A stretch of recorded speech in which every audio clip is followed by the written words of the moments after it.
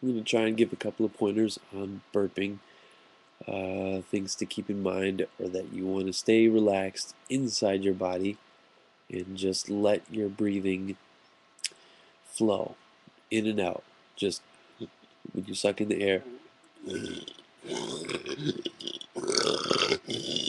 Alright, that sounds kind of nasty, but just work on the breathing and try to suck in air and then let it come out, but suck it back in, but don't like push it out to try and burp.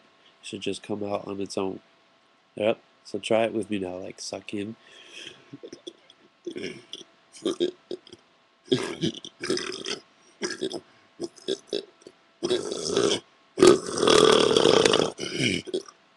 So if it gets stuck, just suck in a little bit quickly and then let it go again. Just so you're kind of doing that, but you're tightening, like right at the where your tongue starts. Just tighten that area in there when you're sucking in, then let it loose as you're coming out.